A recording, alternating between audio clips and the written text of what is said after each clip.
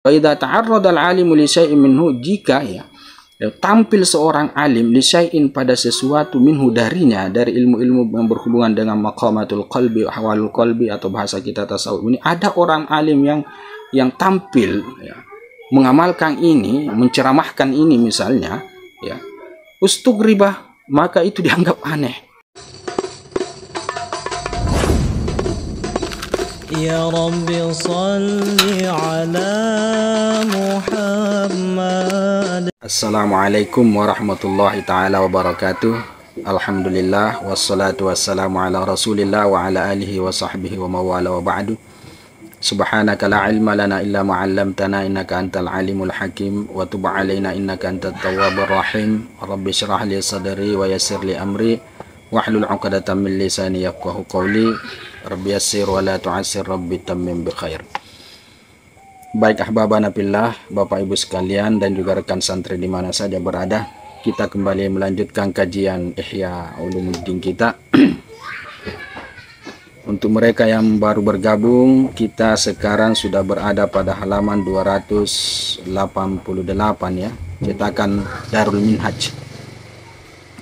Tepatnya pada bagian ini ya, masih seputar sifat atau adab tugas ulama akhirat. Dalam hal ini kemarin Al-Imam Al-Ghazali membahas terkait bahwa harusnya pembahasan ulama akhirat itu yang berhubungan dengan ilmu amal, terkait dengan yang membatalkannya, yang merusaknya, dan seterusnya.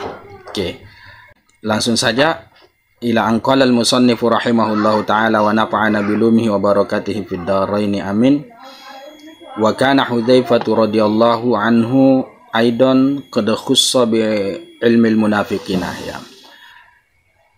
Dan adalah, kata Imam Al-Ghazali, Hudzaifah radhiyallahu anhu aidan juga qad khussa, sungguh telah dikhususkan kepada beliau bi ilmil munafiqina, akan pengetahuan atau ilmu orang-orang munafik.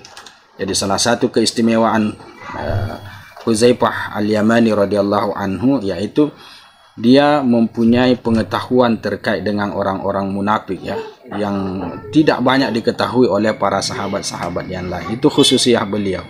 Wa ufrida bi ma'rifati ilmin nifaq wa asbabihi wa daqa'iqil fitan, dan dia ditunggalkan, artinya hanya dia saja yang bi ma'rifati, mengetahui ilmin nifaq ya, ilmu kemunafikan, wa asbabihi, dan sebab-sebab kemunafikan, wa daqa'iqil fitan, dan juga fitnah-fitnah yang daqa'iq ya, yang daqiqah, yang halus ya, yang akan terjadi pada umatnya Rasul sallallahu alaihi wasallam. Jadi itu semua banyak diketahui oleh baginda Hudzaifah Al-Yamani radhiyallahu anhu. Nah, fakana Umar wa Utsman wa akabirus sahabati radhiyallahu anhum yas'alunahu 'anil fitanil 'ammati wal khassah. Dan adalah baginda Umar, bahkan ya, wa Utsman, begitu juga baginda Utsman, wa akabirus sahabati, dan para pembesar kalangan para sahabat radhiyallahu anhum, yas'alunahu, itu bertanya ya, sampai-sampai mereka menanyakan Hudzaifah Al-Yamani 'anil fitanil 'ammah, terkait dengan fitnah yang umum, yang meluas, yang merata, wal khassati, dan juga fitnah yang terkhusus kepada golongan tertentu atau kepada orang-orang tertentu. Nah, ini keistimewaan daripada Hudzaifah Al-Yamani. Hatta baginda Umar, baginda Utsman, dan pembesar-pembesar sahabat lain terkait dengan masalah fitnah-fitnah yang terjadi pada umatnya Rasul sallallahu alaihi wasallam sampai ke akhir zaman. Nah, itu mereka tanyakan karena hanya beliau saja yang mempunyai ilmu pengetahuan itu, yang mana yang mengajarkan dia adalah baginda Rasul sallallahu alaihi wasallam. Ini salah satu keistimewaan Hudzaifah Al-Yamani. Oke. Wa kana yus'alu 'anil munafiqina. Nah, adalah beliau ini ditanya terkait dengan orang-orang munafik. Fayukhbiru, dia pun memberitakan bi'adadi man baqiya minhum, dengan jumlah bilangannya, membakia orang yang masih tersisa dari orang-orang munafik di zaman beliau. Ketika ada orang yang bertanya berapa orang, beliau akan sebutkan orang tersebut dengan jumlah tertentu ya, yang masih tersisa pada saat itu. Wala yukhbiru bi asamihim, Nah, tetapi beliau itu tidak memberitakan bi asamihim terkait dengan nama-namanya. Jadi hanya beliau informasikan secara umum saja. Nah, kenapa bisa demikian? Karena ya ditakutkan nanti ya ada fitnah yang terjadi ketika namanya itu dibongkar oleh beliau. Tetapi apapun itu, dalam beberapa nas atau riwayat memang ada beberapa orang yang munafik ya, kurang lebih seperti itu, yang sampai bahkan mau menyerang atau menghabisi Rasul Sallallahu Alaihi Wasallam atau sahabat Rasul Sallallahu Alaihi Wasallam, wabil khusus dalam perang Tabuk itu yang kita kenal dalam sejarahnya, yang mana mereka ini kemudian tidak jadi melakukan makar mereka kepada orang beriman karena dicegah oleh Huzaifah Al-Yamani atau Baginda Ali kalau saya tidak salah, kurang lebih seperti itu. Nah, itu tidak bisa kita pungkir bahwa ada orang munafik di sekeliling Rasul Sallallahu Alaihi Wasallam, dan yang tahu persis orangnya adalah Huzaifah Al-Yamani. Ya, dalam hal ini beliau ketika ditanya maka beliau akan jawab siapa-siapa orang-orang itu dan berapa jumlahnya, tetapi namanya secara langsung beliau tidak akan sebutkannya. Wa kana Umar radhiyallahu anhu, dan adalah Baginda Umar radhiyallahu anhu yas'aluhu an nafsihi. Beliau ini bertanya kepada Huzaifah Al-Yamani an nafsihi terkait dengan dirinya. Artinya dia menanyakan Huzaifah Al-Yamani bagaimana dirinya ini, apakah dia termasuk orang munafik ya, sesuai yang diajarkan oleh Rasulullah kepada dia. Nah, hal ya'lamu bihi syai'an minan nifaqi, apakah dia mengetahui, artinya Baginda Huzaifah Al-Yamani tahu bihi terhadapnya bahwa ada sesuatu dari kemunafikan. Jadi dia tanyakan perihal dirinya, apakah saya ini ada sesuatu kemunafikan dalam diri saya, artinya saya ini termasuk orang munafik enggak? Nah, fabarra'ahu min dzalika, kemudian Baginda Huzaifah Al-Yamani pun membebaskan beliau min dzalika, dari yang demikian itu. Artinya beliau menjawab bahwa Baginda Umar termasuk orang yang tidak termasuk dalam kategori orang munafik ya, termasuk orang yang tidak masuk dalam kategori orang munafik. Gembira beliau pada saat itu ketika Huzaifah Al-Yamani ini mengatakan ya, mentabri'ah dia atau membebaskan dia bahwa dia tidak termasuk orang munafik. Wa kana Umar radhiyallahu anhu, dan adalah Baginda Umar radhiyallahu anhu idza du'iya ila janazatin, apabila beliau dipanggil kepada satu jenazah, liyusalla 'alaiha, untuk disolati jenazah tersebut. Ada orang meninggal dan Baginda Umar dipanggil agar ikut serta mensolati jenazah tersebut. Nazara, maka dia akan melihat dulu, artinya dia tidak langsung kabulkan permintaan tersebut tetapi dia melihat-lihat dulu. Wa in hadara Huzaifah, jika Huzaifah Al-Yamani ternyata ada juga ikut menghadiri jenazah tersebut untuk disolati, shalla 'alaiha, maka Baginda Umar pun akan ikut menyolati jenazah tersebut. Wa illa, jika tidak, dia tidak melihat bahwa ada Huzaifah Al-Yamani di situ, taroka, maka dia akan tinggalkan jenazah itu, dalam artian dia tidak akan mensolati jenazah itu. Kenapa? Karena Huzaifah Al-Yamani ini tahu orang yang meninggal ini apakah dia orang munafikkah atau bukan orang munafik. Nah, ketika dia menghadiri sholat, berarti itu menandakan orang yang mati itu bukan munafik. Tetapi kalau dia tidak menghadiri sholat jenazahnya, itu petanda bahwa yang meninggal itu adalah munafik. Nah, itu yang menjadi pandangan daripada Baginda Umar ketika dia dipanggil untuk mensolati satu jenazah, maka patokannya adalah Huzaifah Al-Yamani. Oke. Wa kana yusamma sahibas sirri, dan adalah beliau ini diberi nama, digelar sahibas sirri ya, sahabat rahasianya Rasul Sallallahu Alaihi Wasallam. Dalam hal ini rahasia yang berhubungan dengan orang-orang munafik dan juga fitnah-fitnah yang akan terjadi di umat Rasul Sallallahu Alaihi Wasallam. Oke. Fal inayatu bimaqamatil qalbi wa ahwalihi. Nah, adapun perhatian bimaqamatil qalbi akan maqamat ya, maqam hati itu, wahwalih, dan ahwal hati itu keadaannya, huwa da'bu ulama'il akhirah, itu merupakan kebiasaannya, tradisinya ulama-ulama akhirat ya. Jadi ulama-ulama akhirat itu perhatiannya lebih tertuju kepada masalah maqamatul qalbi, ahwalul qalbi, dan seterusnya. Li'annal qalba, karena sesungguhnya hati itu, huwa sa'i ila qurbillahi ta'ala, dialah yang berusaha, dialah yang beraktivitas ila menuju qurbillahi, dekat kepada Allah subhanahu wa ta'ala. Jadi hati itu pada dasarnya yang berusaha agar semakin dekat kepada Allah subhanahu wa ta'ala melalui proses pengamalan zahiriyah. Jadi yang memobilisasi amalan zahiriyah ini tentunya adalah hati. Jadi hati pengontrolnya, as-sa'inya yang hakiki adalah hati. Nah, oleh karena itu fokus ulama akhirat lebih tertuju ke sana berbanding zahir. Oke. Wa qad sara hadzal fannu ghariban mundarisan, dan sungguh kata beliau telah jadi bidang ini ya, fan ini ya, bagian ini atau bidang ini ghariban itu aneh, mundarisan bahkan punah. Jadi bidang-bidang yang membahas masalah hati, bahasa kita ya tasawuf lah kurang lebih seperti itu boleh dikata asing, terasa gharib, bahkan mundarisan sudah mulai punah. Wa idza ta'arrada al-alimu li syai'in minhu, jika ya tampil seorang alim li syai'in pada sesuatu minhu darinya, dari ilmu-ilmu yang berhubungan dengan maqamatul qalbi, ahwalul qalbi atau bahasa kita tasawuf ini, ada orang alim yang tampil ya, mengamalkan ini, menceramahkan ini misalnya ya, ustugribah, maka itu dianggap aneh. Nah, di zaman beliau ya, Imam Al-Ghazali. Jadi kalau ada orang yang membahas masalah hati, yang membahas masalah makomnya, ahwalnya dan seterusnya, maka itu dianggap aneh karena jarang orang yang seperti itu. Wastub'ida, bahkan dianggap jauh, artinya dielakkan, dihindari orang-orang yang seperti itu. Wakila, dan dikatakan hadza tazwiqul mudzakirin fa aina tahqiq. Nah, dan dikatakan pada saat itu, artinya ketika ada orang yang tampil ya, mahir, hebat dalam masalah maqamatul qalbi wa ahwal al-qalbi ini, nah akan dikatakan pada saat itu hadza tazwiqul mudzakirin, ini merupakan karangannya orang-orang yang mengingatkan. Ini merupakan rekayasanya para dai, para guru, para penceramah. Itu yang dikatakan pada saat itu. Fa'inat tahqiq, di mana itu hakikat itu. Nah, jadi masalah-masalah qalb, masalah-masalah maqamatul dan maqamat dan ahwal al-qalb itu dianggap di zaman itu sebagai sesuatu yang direkayasa, bukan sesuatu yang hakikat, tahqiq ya. Wa yarawna at-tahqiq, dan mereka menganggap hakikat itu, at-tahqiq itu, ilmu tahqiq itu fi daqaiqil mujadalat, itu berada pada masalah-masalah halusnya perdebatan.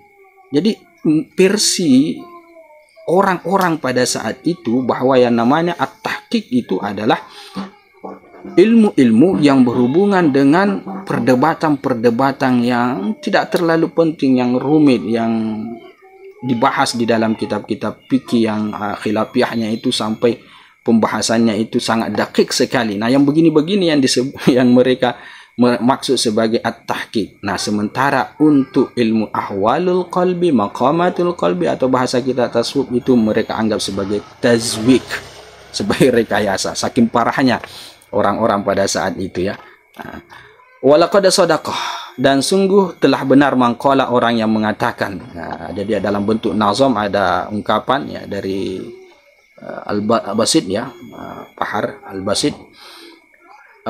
Ungkapan itu mengatakan begini, at-turku syatta ya, at-turku syatta wa turkul haqqi mufradah. Jalan itu banyak sekali dan jalan kebenaran itu hanya satu. Jalan memang banyak, tetapi yang menuju kepada kebenaran itu hanya satu. Wasalikuna tariqal haqqi afradu, dan orang-orang yang menempuh jalan kebenaran itu afradu, itu hanya per individu. Artinya tidak banyak ya, kurang lebih seperti itu. Afrad, 1, 2, 3 orang dan seterusnya. La yu'rafuna, mereka itu tidak dikenal, tidak diketahui, tidak terkenal lah. Wala tudra, dan tidak diketahui maqasiduhum, maksud mereka, tujuan mereka ini mau kemana. Nah, itu tidak diketahui pada saat itu. Fahum ala mahalin yamsuna qusadu. Nah, fahum, padahal mereka ala mahalin ya, secara perlahan, yamsuna, mereka berjalan qusadu, kepada arah yang sudah ditentukan. Artinya mereka punya arah tertentu ya. Ada tujuan, qasdun, yang sedang mereka tempuh dalam salik mereka pada tariqal haqqi ini. Wan nasu fi ghaflatin, dan orang-orang itu pada saat itu fi ghaflatin, berada pada kelalaian, kelupaan.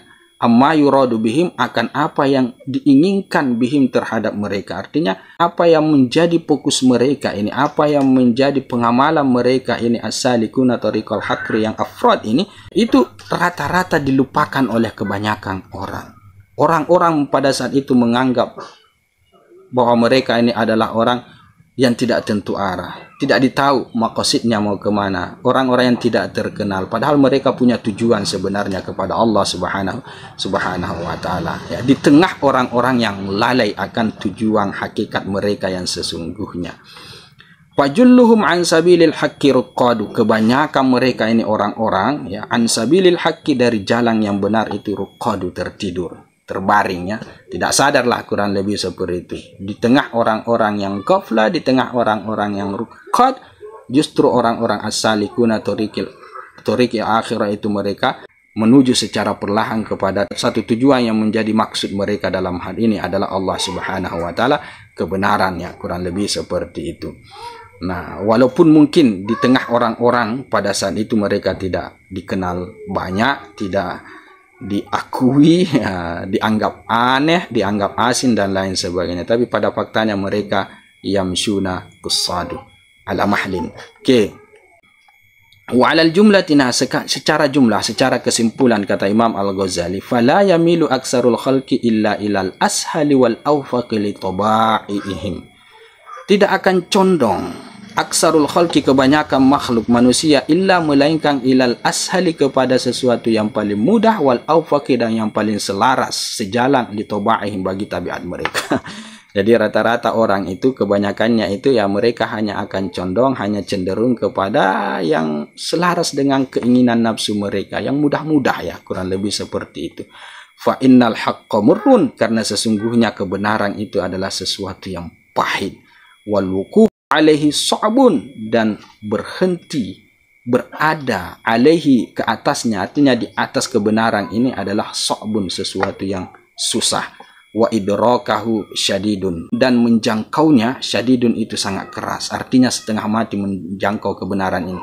Wa tariqahu mustaw'arun, dan juga jalannya itu berlika-liku, artinya tidak datar, ini mustaw'ar, berkerikil dan lain sebagainya, penuh dengan bebatuan dan semacamnya, kurang lebihlah seperti itu bahasanya. Wala siyama ma'rifatu sifatil qalbi wa tathhirihi 'anil akhlaqil madmumati. Wala siyama, dan apalagi mengetahui sifat-sifat, ya, mempelajari sifat-sifat hati dan mengamalkannya, wa tathhirihi, begitu juga mensucikannya, 'anil akhlaqil madmumati, daripada akhlak yang tercela. Oh, itu lebih susah lagi, itu lebih murrun lagi, nah, itu lebih syadid lagi, itu lebih penuh rintangan lagi. Fa inna dzalika naz'un lirruhi 'ala dawam, ya, karena sesungguhnya yang demikian itu, ya, apa dia, ma'rifatu sifatil qalbi dan seterusnya adalah naz'un lirruh, itu mencabut roh, 'ala dawam, atas selamanya. Artinya itu seakan-akan roh kita dicabut ketika kita terjun ke bidang yang seperti ini, itu selamanya akan seperti itu. Wa sahibuhu yunazzalu manzilata syaribid dawa. Nah, orang-orangnya, pengamal-pengamal ilmu ma'rifatu sifatil qalbi dan seterusnya, itu disejajarkan, diposisikan manzilata, pada tempat syaribid dawa'i, artinya yang sejajar, yang setara dengan orang yang meminum obat, yasbiru ala mirarati, yang mana dia bersabar, ala mirarati, atas pahitnya obat tersebut, roja asyifa, karena mengharapkan kesembuhan. Jadi umpama orang yang sakit, ya, dia harus terpaksa menahan pahitnya obat yang sedang dia minum agar supaya dia sembuh dari sakitnya. Nah, begitu perumpamaan orang-orang yang salik ilallah, salik tariqal haqqi, ma'rifatu sifatil qalbi dan seterusnya. Okay. Wa yunazzalu manzilata man ja'ala muddatal umri saumahu, dan diposisikan seperti pada posisi orang yang menjadikan masa umurnya, artinya usianya itu saumahu, sebagai puasanya. Artinya diumpamakan orang yang sedang berpuasa sepanjang usianya, bahwa yuqasi asyadaidah, yang mana dia itu sedang melawang asyadaidah, kesusahan-kesusahan, liyakuna fitruhu indal mauti, agar supaya berbukanya itu indal mauti, ketika mati. Jadi kehidupan dia di dunia, artinya usia dia di dunia itu dianggap seperti orang yang sedang berpuasa, Dalam hal ini bahwa orang berpuasa akan mengalami kesusahan-kesusahan, lapar dan seterusnya. Nah, nanti dia berbuka ketika dia mati. Artinya kegembiraan iftar yang dia akan temukan adalah ya ketika dia mati.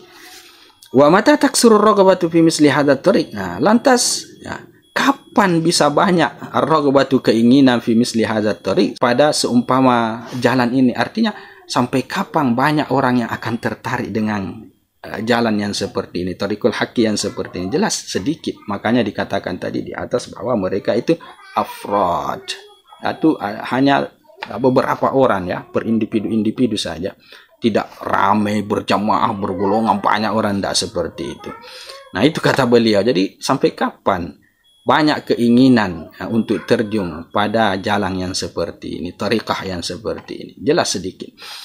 Walidzalika, oleh karena itu kata beliau, kila dikatakan, innahu, sesungguhnya, kana fil Basrati, ada fil Basrati, di kota Basrah, 120 mutakalliman fil wa'dhi, sekitar 120 mutakalliman, orang yang berbicara, berkata-kata, fil wa'dhi, dalam nasihat. Artinya banyak orang yang penceramah, orang pengajar di Basrah, sekitar 120 orang, wa tazkir, dan juga dalam hal memperingatkan. Artinya ya semacam penceramah, kurang lebih seperti guru dan semacamnya. Walam yakum man yatakallamu fi ilmi yakin, dan tidak ada orang yang berbicara tentang ilmu keyakinan. Waliyadzubillah. Dari semua yang 120 itu yang ada di Basrah, orang yang hebat ini, nah rata-rata tidak ada yang berbicara tentang masalah ilmu keyakinan. Wa ahwalil qulub, dan juga keadaan-keadaan hati, wa sifatil batini, dan juga sifat-sifat batiniyah, illa salasah, kecuali ada 3 ya. Siapa dia? Sahlun at-Tustari, yaitu Sahal at-Tustari, ini terkenal.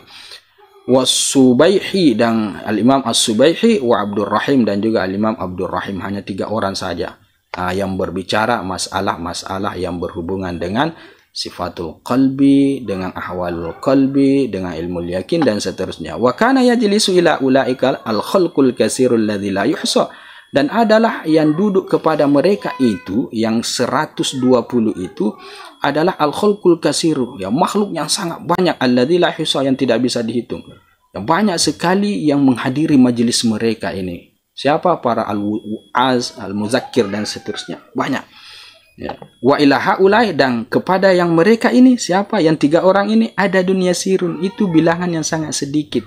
Ya, giliran majelis yang berhubungan dengan masalah ilmu yakin dan seterusnya ini, yang dipelopori oleh 3 orang ini, itu jamaahnya sedikit sekali. Qallama yujawizu al-asyarah, sedikit sekali yang melewati 10 orang. Ya, di atas 10 itu sedikit, bahkan di bawah 10. Kenapa? Li'annan nafisal aziza, karena sesungguhnya yang berharga itu, yang langka itu, yang aziz itu, la yasluhu illa li ahlil khusus, itu tidak layak kecuali untuk orang-orang yang terkhusus. Ya, namanya sesuatu yang langka tidak banyak orang yang tahu, kan begitu kaidahnya.